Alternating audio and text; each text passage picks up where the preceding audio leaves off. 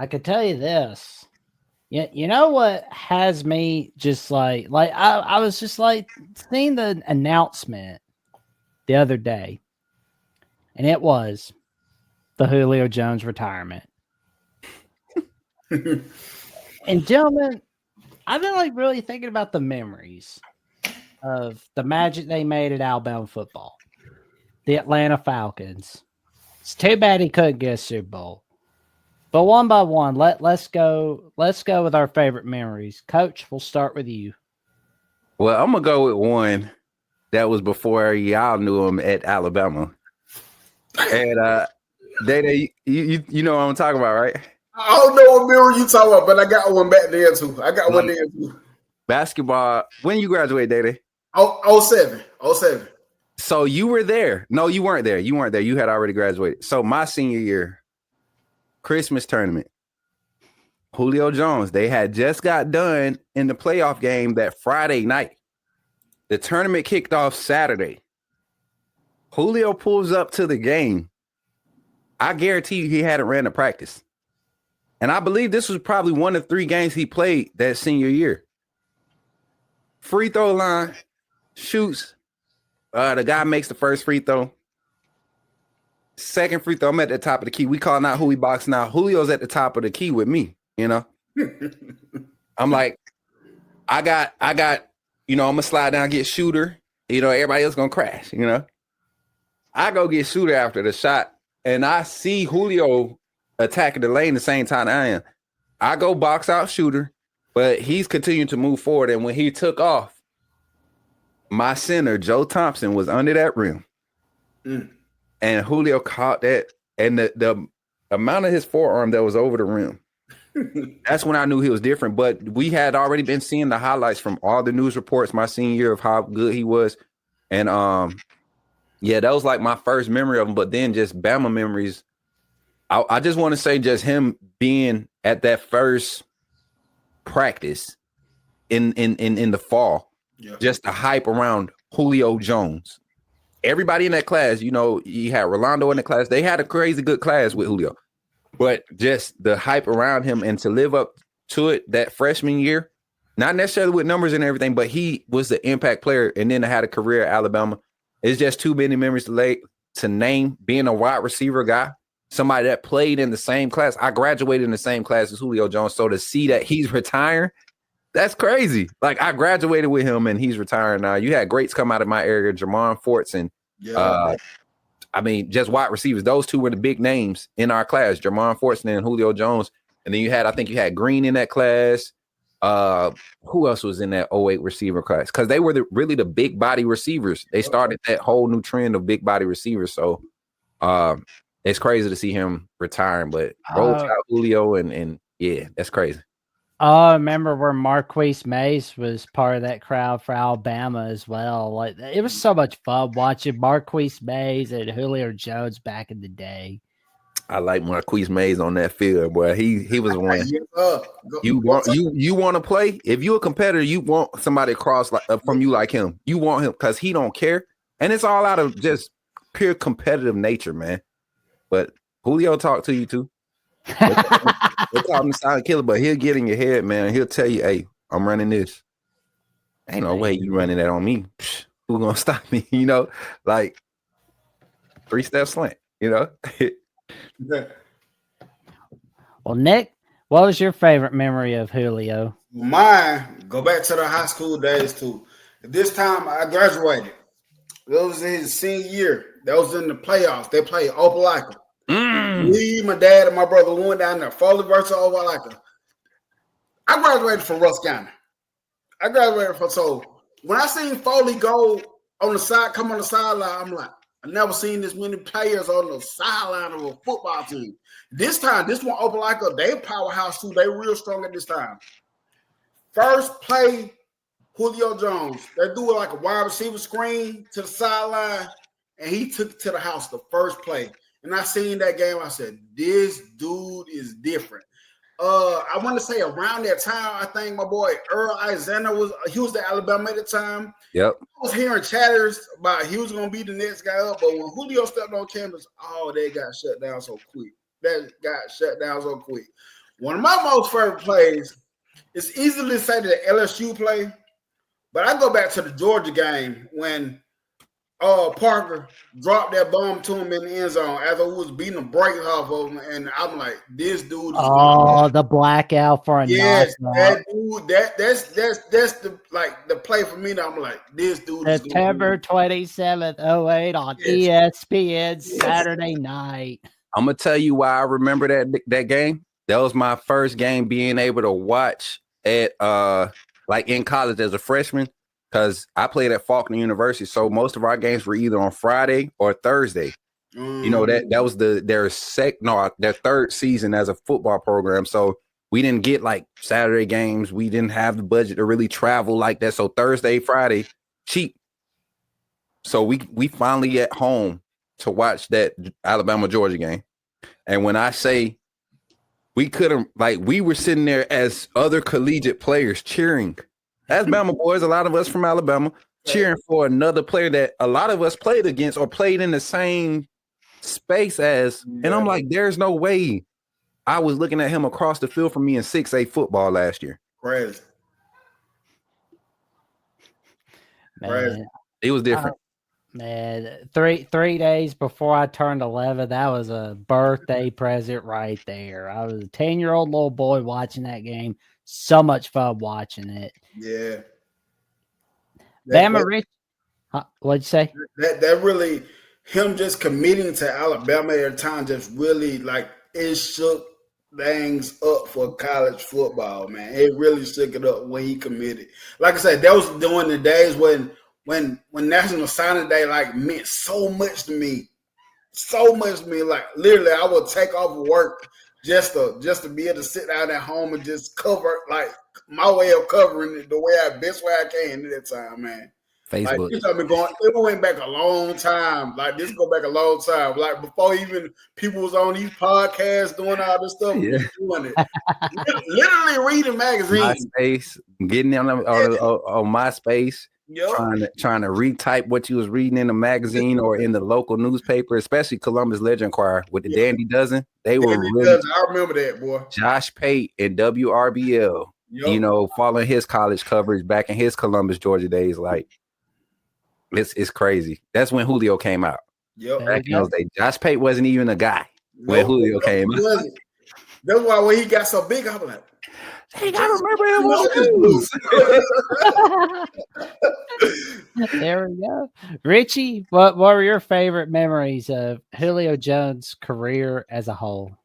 I got one that stands out to me. So Julio Jones is in high school, right? And he's determining where he's going to go to college at. And there was you saw the iconic video with the list of hats on the table. And so there's a rumor, and I read it in one of the Saban books where they were talking about, how Saban recruited and all that. It's the one I showed you guys a couple Thursdays ago, you and Jeffrey, the one that John Talty wrote. But basically in the book, he was talking about how I guess Julio had a bit of anxiety leaving the state of Alabama. And so he wanted to stay closer to home. So everybody was ecstatic. And that was like one of the biggest recruits that Saban got. And I remember Saban was like saying in part of the book where he took excerpts from guys that worked around Saban at the time that said that if we don't get this kid, it's just we'll lose them and someone's going to get a treat and you never know. And he finally said, I'm taking my talents to T-Town. And I was like, yes, sir. And the first game I watched this brother play, I knew that was probably – now he had a lot of them that same class, but he was someone like you said, Nick. He was a different cat out there on that field, a different cat. I'm talking about it didn't matter who the quarterback was. This dude was going to be something serious, and he showed up and showed out for every single coach out there. So the biggest memory for me was just remembering how Saban finally was like, I hit the home run. I was like one of the biggest recruits he got, and that's when people started really taking notice to what we were doing over there in Tuscaloosa. And, they were like, we're not, where we were back before Saban got here. We're actually making a name for ourselves, and we think this guy's doing for us. So that was my biggest memory, just seeing how different he was. And then when he got drafted to the Falcons after overseeing Roddy White, and a lot of people were curious, say, oh, he was there. No, they had Roddy White before they had him. And Yep. I can tell you this much. He was not only – it sucks that he played 13 seasons in the league and didn't get a ring. But, I mean, know, right? he did extremely, like, every single time he stepped on that field, even in the pros, he was just electric too. He's like, I'm not only going to be a great wide receiver for the college level, but what can I prove in the pro level? And he was nothing short than an absolute great receiver. So I hope, wish him the best in his future endeavors outside of the league. Hope to see him on shows or whatever. But, he was one of my favorite football players to come out of our program, and that's my best memory. Yeah. Well, I think we'll probably be seeing Julio on Coach Smoot's channel. Chill, man. We could see him on Alabama Boys College Football. We could see him on NFL on Fox, NFL on CBS, Yeah. or maybe NFL on Netflix, because like Netflix is cutting out a lot of their good shows. I beg to differ, guys. I don't think we're gonna be seeing a lot of Julio. He is so low key and chill, man. And like the media think about what we've seen from Julio during his NFL career, guys. Mm-hmm. Like the platform, and he's been like a marquee wide receiver. When you talk about wide receivers in the league, probably up until maybe 2 years ago, you didn't talk about Julio. But when he's mentioned, you're like, dang, they got Julio too. Mm-hmm. Dang, you're like, oh, they got some. So I don't think he dives into it, but he has so many other community endeavors that's going to keep him a face of relevancy, meaning like what his impact, even with the university, like you see a lot of receivers now. Cedarian Morgan is one that has developed a really close relationship with Julio, which is why, I know these things because y'all know how me and Cedarian is. I really like Cedarian is borderline my nephew, little brother type dude. So when he told me that was a connection, it lets me know where Julio wants to go. He's really big on pouring back into not just University of Alabama, but the state of Alabama, and really, Mobile area. We know there's a lot of areas in the state of Alabama that could really use some extra support outside of what the government claims that they're doing. And an athlete like Julio could really impact that type of area with NIL and everything. Look at what we're getting out of Mobile, guys. Yeah. Ryan Williams was the most recent. You got Julio coming from that area, 2 great wide receivers. Just imagine what they're going to do for development and community resources down there. So I don't mean to bring this up, but y'all remember when Perry Thompson, he wasn't really on the radar until Alabama started talking about him. But to come, and I'm cool with all that kids making their own decisions, doing what they do. But it was one thing that made me be like, come on, man. When he said Nick Saban, Alabama doesn't really put out the type of wide, like what wide receiver has he put out? And I'm like, Julio Jones from your area, that's who he put out. That's all you should know. That's all you should need to know. But hey, this is how the things go. But and when we won the championship in 2020, I looked at that receiver. Now, Mechie was the only one that didn't get taken in the first round, but he was also battling the injuries he was with his health and all that at the time. So I get it. But just look at the amount of – and I don't mean the area, but for Perry to make that statement, I literally was like, y'all can go and have them. Because it's like, seriously, it's like, who'd we have? Jalen Waddle, Devontae Smith. We recruited Marquise Mays, who was a stud for our program. Julio.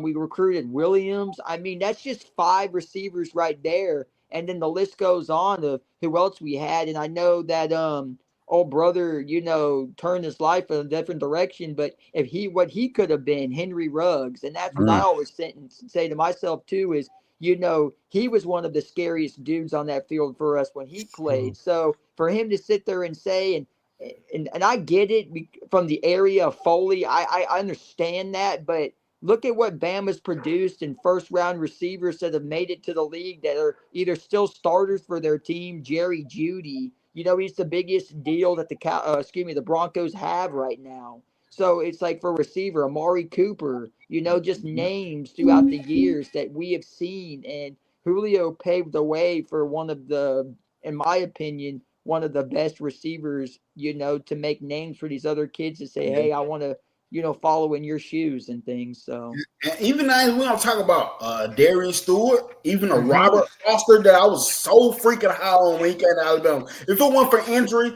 and he still made it to the NFL. Hanks, Robert Foster. Yes. Robert Foster was severely underutilized. Like players like that came because Julio set the tone for Alabama to do that. Julio made game managing quarterbacks attractive. Yes, for real. Like if literally go look at Julio highlights from 2008 and 2009. His sophomore.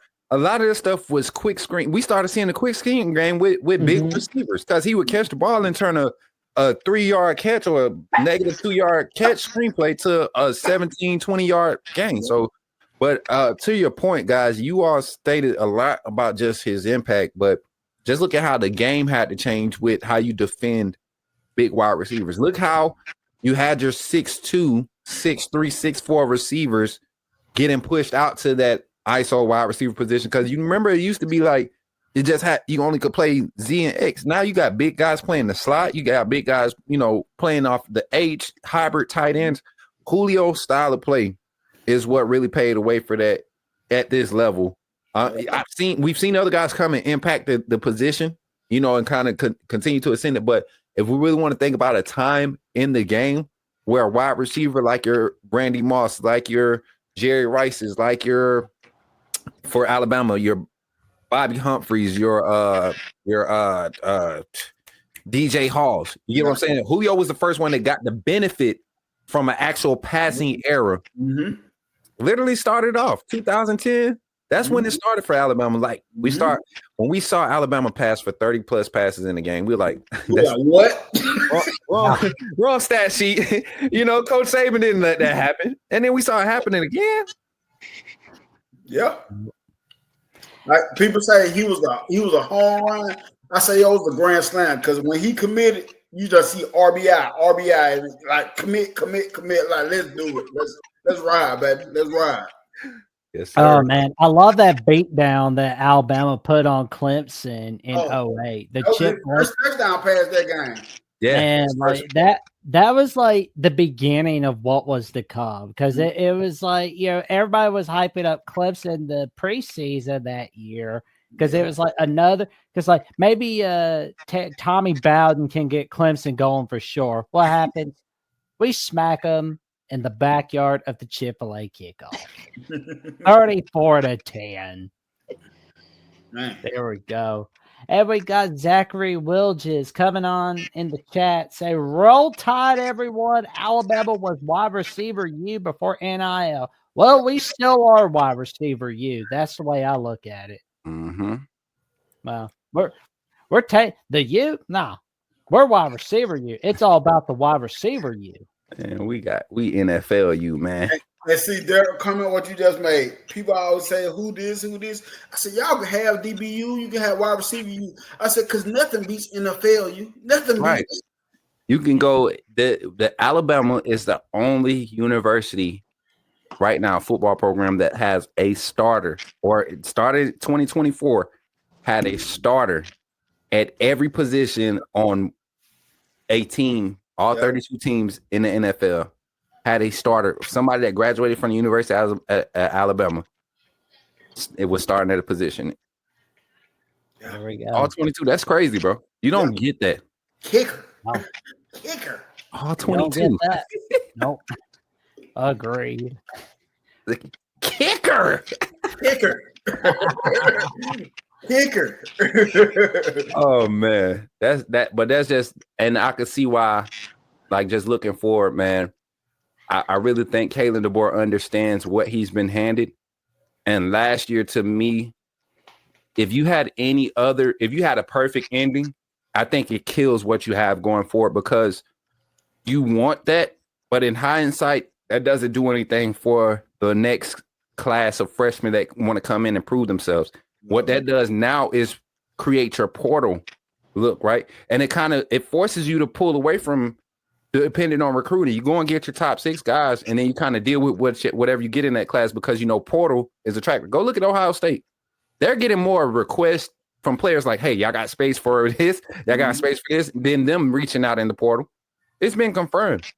And they're going to go look for they're going to be open about possibly getting a quarterback out the portal. Ohio State they're not ashamed. Can that sustain in this day and age of college football? We don't know yet. We see it's doing good, but Kalen DeBoer is literally one game from being an opportunity to facing Ohio State. You know what I'm saying? 3 snaps away from being able to be in the playoffs. You know, and when I think about it, literally 3 or 4 snaps in this season have this season looking totally different. So I think we're in a great position when it comes to this football program. A lot of people won't understand it because of the format, but I think this is exactly the way the game needs to move, man. I love it. Me personally, I love it. I love it. But we got a lot of old school fans and a lot of just casual fans that used to seeing things the old way and don't understand. I know, right? The game is changing. Yeah, there's like a few of them that are like Grandpa Simpson yelling at the clouds. It's like, this not like the good old days. Like, come on. You don't even really know what you're yelling. You're just yelling, really. I know, right?